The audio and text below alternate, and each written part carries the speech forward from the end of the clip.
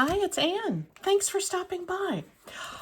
We're going to make lined envelopes today. I showed you one a couple of weeks ago that I put into my gardening notebook, which I have been using and using. I am really enjoying this notebook. But this lined envelope is a nice place just to store little things, and I hinged it in here. And you can see it's lined on the inside. It's got coordinated text on the outside. It's really useful. It can be really challenging to make a lined envelope though, mostly because when you go to line the inside part, which is where all lining is, I guess, on the inside part, it can be, if you try to put your glue down and then put your lining paper in, it's hard to get it straight. It's hard to kind of wrestle with the stickiness. If you put the glue on the paper itself, it's hard to get it in there, and then it gets stuck and hung up on itself. So something occurred to me, and this could be something, I'm sure many people, very likely you included, have found an easier way to do it. I would like to share the way that I do it today that makes it so much easier to make a beautiful lined envelope using, of course, a junk mail envelope. So the first thing that you do, and this is, I love projects that are easy to begin because they always have the same first step.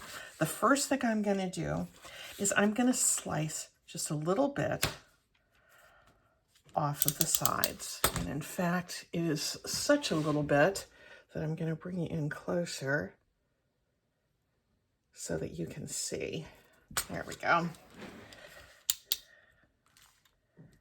Just a tiny little whisper. Look how small that is. Just a little bit. So we're not going to lose much off of the sides of this envelope. And you can already see where we're going with this. Once we've opened up the sides, we've made it easier on ourselves because our envelope is now flat. I'm going to get right to the lining part here, and I've cut this piece of music page that can cover this section. I want to fold it up first to make certain that I have it positioned kind of where I want it to go. I could reshape the inside of this if I wanted to make it pointed, but for now, just for ease, because there's another one we're going to be doing later that has a pointed throat, we're just going to keep this with its original construction. So do I have an underlay? I'm just going to use this, and I'm going to grab my glue stick, and we're going to put that lining in. No struggling, no muss, no fuss. I used to have a friend, I still have the friend, but she always used to say, I haven't thought of this in ages, whenever there was some sort of project or that she was sharing a tip or things, she was doing something in an easy fashion, she'd always say, no needless bending or stooping. I think there was some sort of a commercial for a gadget years and years ago that used that phrase, no needless bending or stooping, and she would use it for things that never would have involved bending or stooping. Anyway, I don't know what made me think of that and Sarah, but no needless bending or stooping. All right, now I'm going to cut this down to size, and I'm going to come, I guess this is still okay for you. I kind of wish I had different settings for in and out on my camera. It seems like my settings are either too near or too far, but we make do, don't we? Scissors would work just as well. But you know how I like to use my utility knife, and I am getting better remembering to close after using. I don't know why it took me a long time to kind of figure out this technique for lining an envelope, but once I did, I really have been making a lot of them. And they don't all have to have pristine edges. We're going to see that in a minute. I'm going to be using mostly larger size paper. But if you collaged with scraps, that looks great. That looks great on an envelope too. There, look, our lining is all in place. Now what I'm going to do for the outside is I'm going to use this piece of wrapping paper, which you have probably seen me use before too. We have, this is the traditional Kenlin family wrapping paper. We used to have a Wild Birds Unlimited store, a franchise that Dan and I owned. Dan operated the store. We had it for 10 years in Corning, New York. And this was the wrapping paper that we used. Wild Birds Unlimited is a nationwide franchise. We owned and operated our store, but we sold bird feeders and bird seed and bird baths and binoculars and all things for backyard birding. Not the indoor kinds of birds, but the wild birds. We loved it. We had it for 10 years. I worked with him there on weekends and holidays, but I was usually, during the holidays, I was usually in charge of gift wrapping, and this was our gift wrapping that we had, and we still have some left over, even though we haven't had the store since 2011.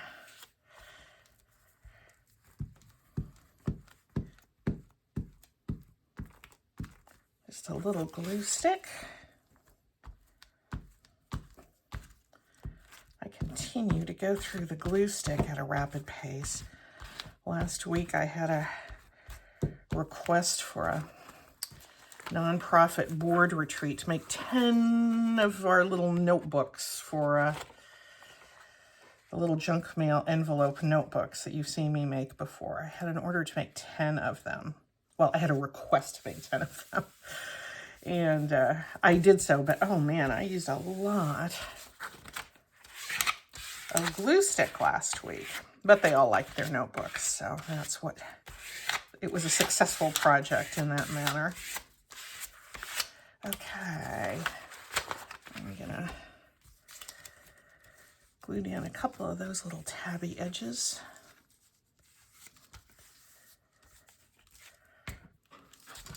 I think if you were a person who did gel printing, you would enjoy putting your gel prints on your lined envelopes as well. Those are such beautiful abstract images that you can get from that fabulous art. And I've mentioned her before, but I'm going to tell you again about my friend Julie Torrens in Grand Rapids, Michigan. She does all of her arts are just great.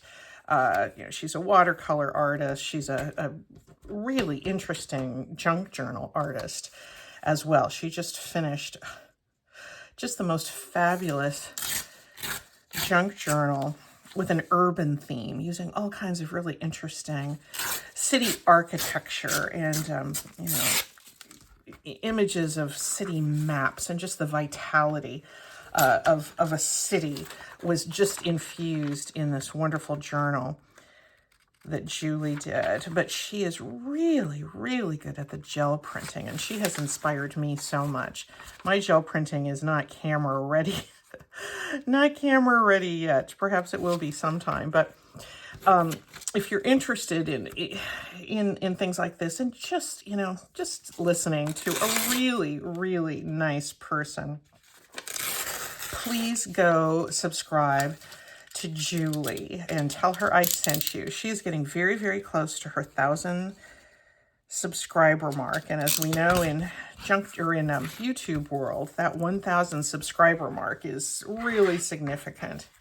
You can see I'm just trimming on that shape, and I would just so love to see Julie get there very soon, and you can help her do that. So I'll put the link below. Julie is, besides being a wonderful artist, she's also a nurse, and she tends to, when she's doing her crafting, she'll say, okay, that didn't fit, but that's okay. That's okay. We're going to find something that works. That doesn't work, but that's okay. And I always think, if I were in the hospital and needed a nurse, I would so want Julie to be my nurse, because she's always there saying, that's okay. That's going to be okay. And I just love that about her.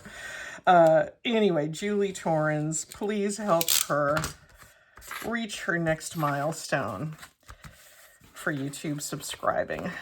I will put the link below. You will be very, very glad that you subscribe to Julie. Now, another benefit, besides having the benefit of the ease of application of this lining paper and the outside paper, you could certainly collage, but I'm just going a little faster today. The other benefit of this is that it's easy to refold. That's our original, our factory fold there. And when you fold this up, even though we had flat paper on the outside, the envelope remembers where it wants to fold. And if you just kind of ease it there, it's going to naturally go to that previous fold. It's not going to forget where it wants to go. There we go.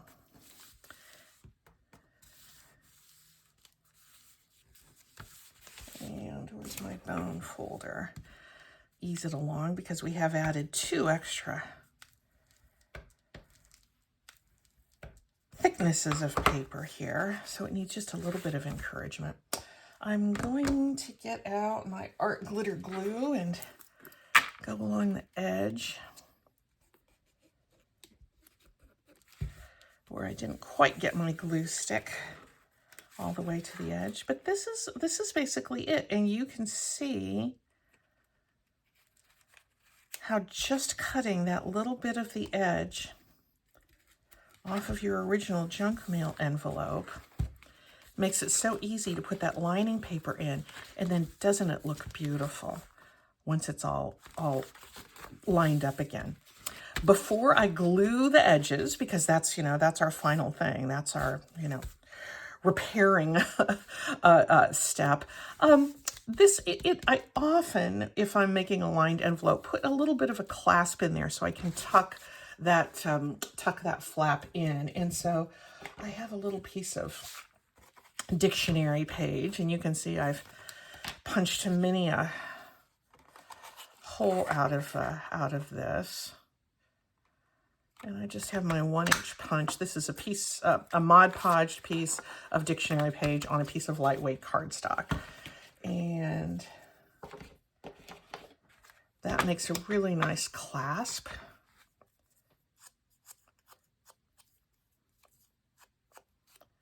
Put just a little bit of ink there. And I think I want to have that clasp be about here. I want to make certain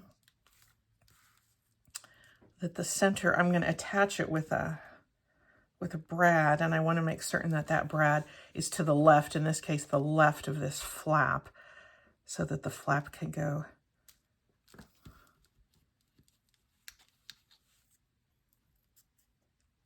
all the way into that little opening. And I can see this is where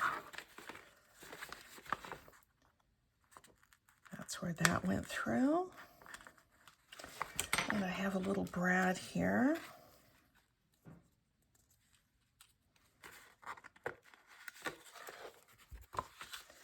But again, this is something, because this is flat, we're not wriggling with doing this inside that tucked envelope. You could put a little, another little piece of paper over that just to cover up those, should have doubled that up. If you wanted to cover up those little brad pieces, and I don't always do that, but I'll do it this time just to show you. That wasn't complete, but it's okay. Like Julie would say, it's all right. It's okay.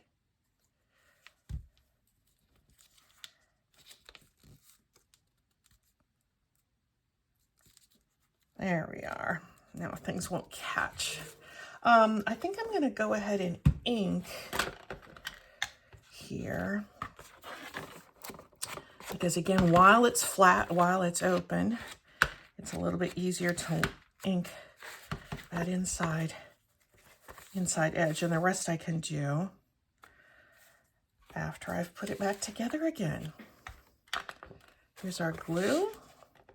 And, you know, you can see you lose just a tiny bit of the real estate on either end. But you still have plenty of room to put, you know, to put something in for a friend for Happy Mail, to put in a pocket, to hinge onto a page like you saw earlier. Let's do a little more inking.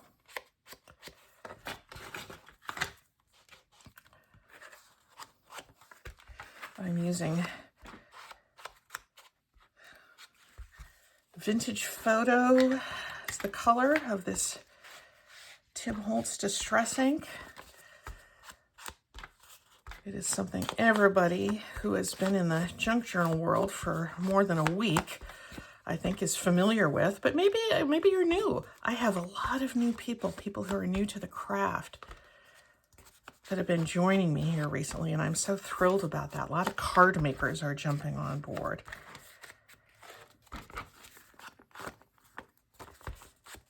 And golly, if you were a card maker and you wanted to make a lined envelope for your greeting cards, you know, as long as it was something where you could put a label and it met post office requirements, this could, you know, put a stamp on it, put a label on it. This could go through the mail as well.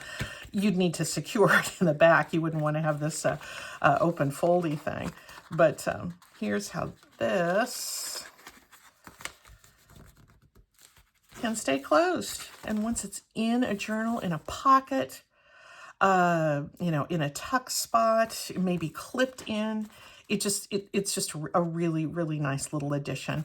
And I love the hinging too. Let me talk about that for a second. Let's say I was going to hinge this. I have to get a new idea journal. I'm kind of filling this one up. I could put a hinge here, which would mean I would probably put a little piece of washi tape there, and then the whole thing could flip over. Well, actually, no, that wouldn't be very good, would it? It would be better to hinge it from this edge. It would, I'm going all flip-floppy. It would be better to hinge it from this edge with the open side down, and then you could open it up like this. And I did that in the garden notebook. But you could also forget your clasp and glue your flap down like this and have the flap be its own hinge. And that's another way it could work. So anyway, so there is one nice, useful little bird-oriented lined notebook. There we go. What if you didn't have, what if you had some sort of envelope that you wanted to use that wasn't quite so tidy and pristine? What if you had something like this where I was careless in opening it and I end up with this sort of jagged edge? Can I still use this to line? Of course I can. And I'm going to start out the very same way I started out the last time. And you'll remember this first step. Cut that little bit off. If I was using a much larger or a much longer envelope, I could come in on the sides and adjust my size that way. But again, we're kind of sticking to the original sizes and shapes for this instruction. All right, this is open. My art glitter glue bottled up there. Okay, now we're nice and flat, but we're raggedy here. It really is all right. What I'm going to do in this case is I'm going to be sort of rebuilding this end where the flap is. First, though, I'm going to, I think maybe I'll use my scissors for this. I'm going to go back to my original. I'm going to kind of cut this scrap, this torn scrap off. So I have something that's a little more true to the original. And this is the part we're going to create or recreate. I have been thinking I wanted to use a map for the liner. And let me see. Yeah, that's going to be fine. I have this little piece of Toronto and Buffalo and Lake Ontario, and we're just going to use that today. Bring my underlay back in, and I'm just gonna ink this area that I want to put my liner in. But when I trim it, I'm going to trim it in a way that recreates the shape of the original flap. It's easier than it sounds. It's not fine art restoration or anything of that nature. I think I can actually tear this off. A little part of upstate New York that is very dear to me. Used to live in Corning, Elmira. That's where we had our bird store. Not bird store, bird supply store. And is this gonna be, yeah. When you put your lining in, you do want to make certain that it extends down to go past where your opening is there. And if you miss the mark, you can go in and put in a patch. I've done that many's the time. All right. Now we're going to recreate that flap. So I'm going to cut on this side. I think this was from a Christmas card.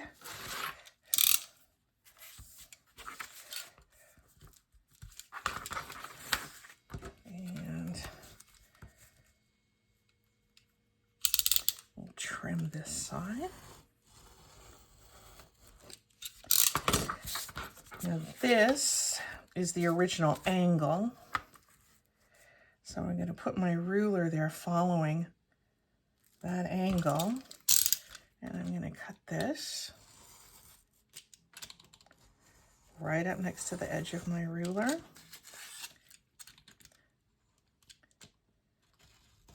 I did recently get a new ruler, so I'm not having that one with the raggedy cork on it like you were seeing before. And what I'm going to do now is I'm going to very gently fold this over, but I'm not going to push down that edge. I'm not going to put a fold in it. I'm going to grab my pencil and lightly put in this line here. And that should be a pretty close approximation of where that flap would have ended had I not torn it carelessly when I was eagerly opening this Christmas card some months ago. And that should work pretty well, right? Now, I have been wanting to use some of this hand-dyed paper for the outside of a lined envelope, and I have some right here. Here is some of the yellow, which is a little bright, but oh, look at this gorgeous blue. Is that not beautiful?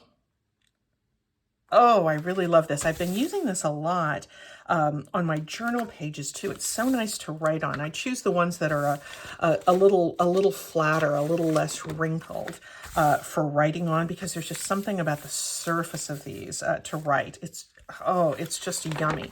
This one is a little more wrinkly, and so I think this is going to be great for the outside of an envelope. In fact, I made a mention of these hand-dyed papers, I don't know, a couple of weeks ago, and several people said, oh, I'd like to see how you did that. So we're going to take a break in a moment. We're going to go back in time several weeks to where I actually made these, because I did do a short video in case I wanted it for use later. I'm going to show you that it's like 3 minutes. So we'll have that little detour when we get to talking about the paper itself. There's a darker side and there's a lighter side. I think I want to have the darker side out. I think that sounds right to me. So all I'm doing, again, you could easily collage, but gee, it's easy to take some piece of big, beautiful paper and cover the whole thing at once.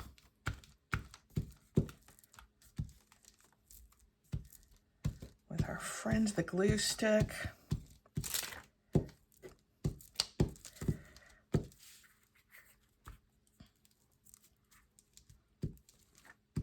I've heard some YouTubers apologize for the sound their glue stick makes, because apparently some commenters had complained about that sound of that thumping on the glue stick. I don't know how you avoid it.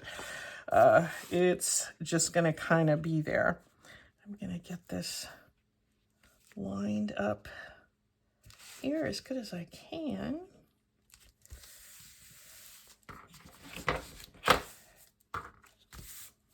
Go.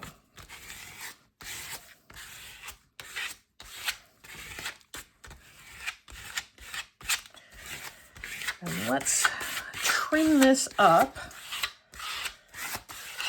and then we'll probably decorate the outside, but I do want you to see how I make this paper. And this this paper technique is not, it's pretty easy too. But I got the idea from Natasha at Treasure Books. A lot of people have been using her technique recently.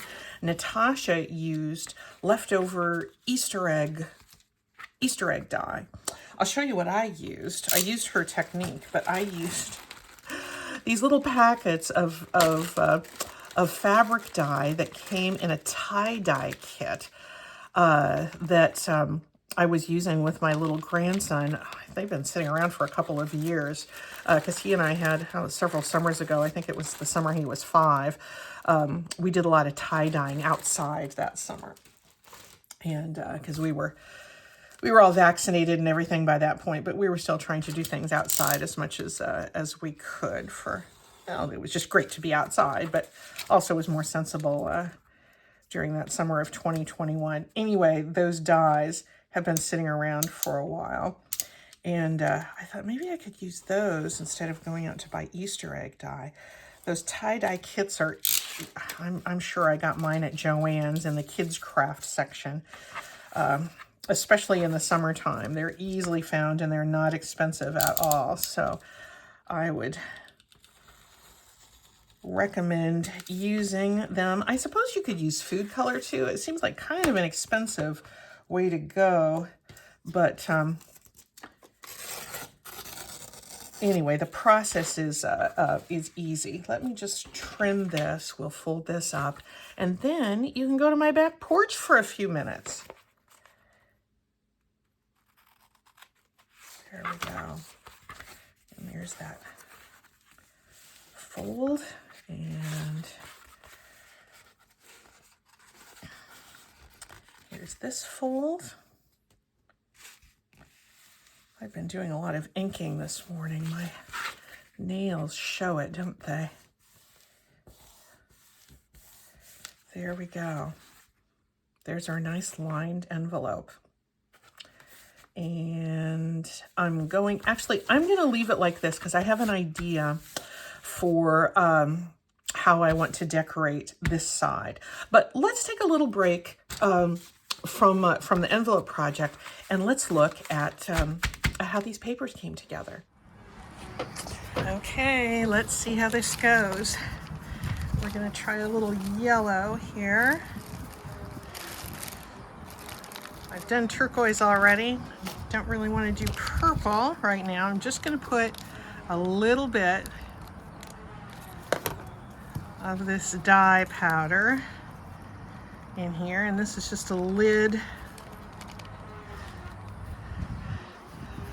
off of a plastic utility bin.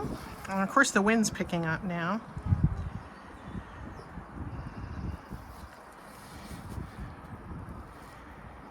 There's a little daffodil yellow.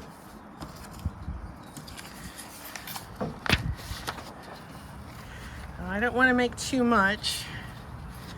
And I'm only going to dip it on one side. That seemed to work pretty well with the blue.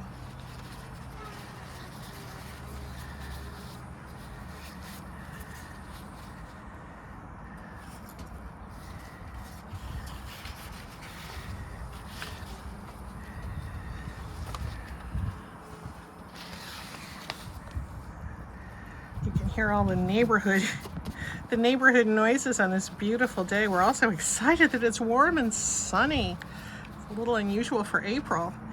It's going to be rainy again in a few days, but one thing I will say for Portlanders, we make the most of the sunshine when we get it. This is looking almost a little chartreuse here, but maybe it's my sunglasses that I have on. You can see what I'm doing over here. I'm just sort of scrunching it up. I think I had that off camera, sorry.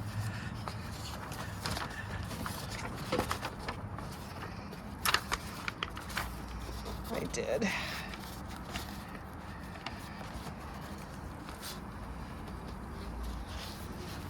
Just let it drip a little bit and then gently crumple it.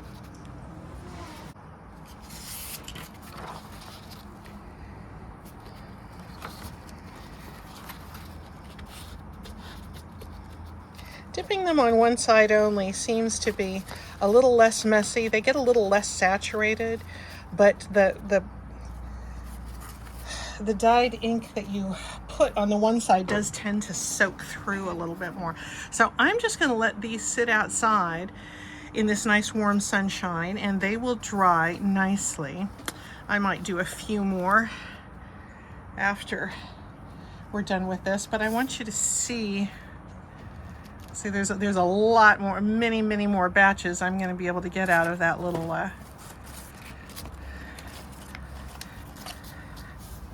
envelope of dye. Let me kind of mop up here a little bit, and then I'll show you. This is what has been drying over on this side of my patio table. I think they need to dry just a little bit more before I smooth them out. I'll rotate them a little bit so that the air can get to them.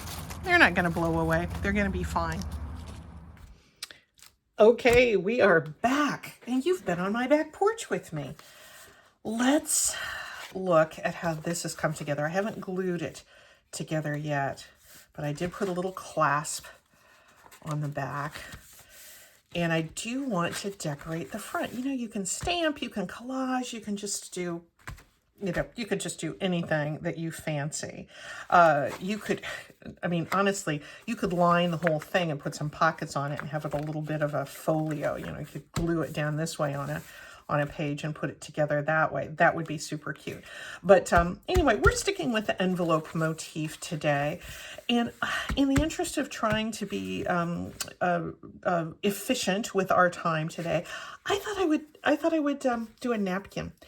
And I picked up a bunch of napkins at the thrift store a couple of weeks ago. And this peacock just sort of spoke to me from the pack that I got.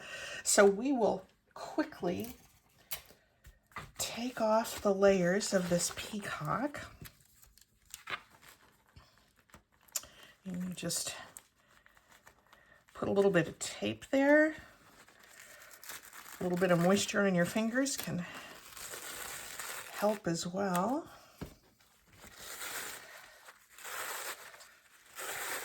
My sister Marge was talking to me the other day about decoupaging with napkins. She was at a little neighborhood craft fair and was talking to one of the artists there about it, and that artist was decoupaging napkins onto a bottle, glass bottles, and that just sounded so interesting to me. There we go. There's that last layer. So someday, if I'm all caught up on all of my other projects, which I never am, I might try decoupaging on bottles. I'm not certain how that would fit into junk journaling, other than maybe to make a receptacle to keep on my desk, or just something beautiful. But I loved these peacocks. There was only one peacock napkin in this batch at the thrift store, and I was kind of, I loved the peacock, but I liked the fact it was a variety pack that that had lots of different kinds of napkins on it. And I think that blue is going to go nicely. Yeah. Lots of different methods of using napkins for decoupage. My method of choice is just the glue stick because it's the fastest. Again, it's the easiest. It's the less, the one that's not messy. I'm going to open this up so I don't have that bump. And I'm only going to do this surface.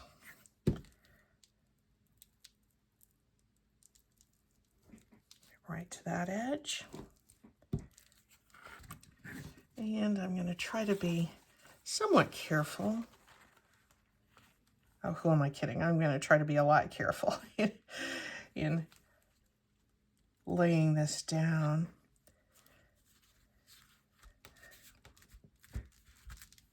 I'm not going to give it a hard burnish, but I'm going to just try to smush it down with my old room key card.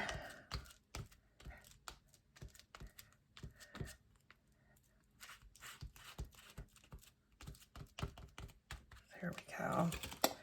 And napkins don't typically tear very well. I think I might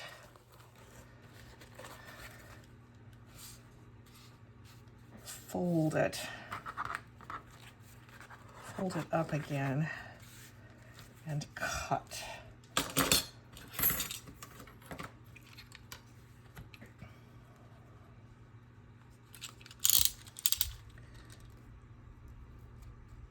Nope, the knife isn't going to be good. I'm going to have to get out the long scissors.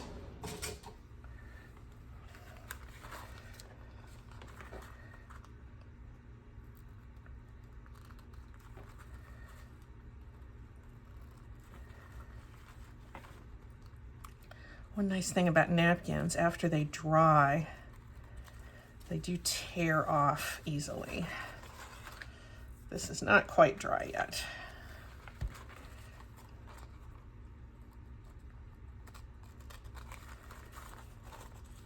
There, I'm able to get it to tear a little bit.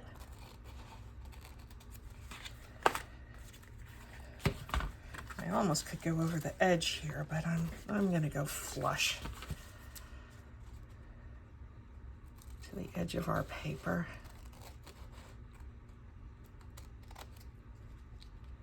And then we'll see if it needs any additional decorating.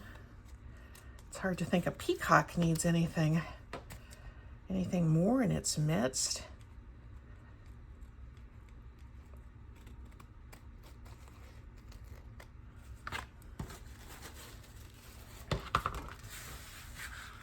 I think I like that just like it is. I could add a little bit of book page in the corner if I want, but I think I'm just going to let this one stand on its own. And anyway, there's our lined envelope. You know what we have to do before we do anything else? Well, we need to ink some edges. I already did this part.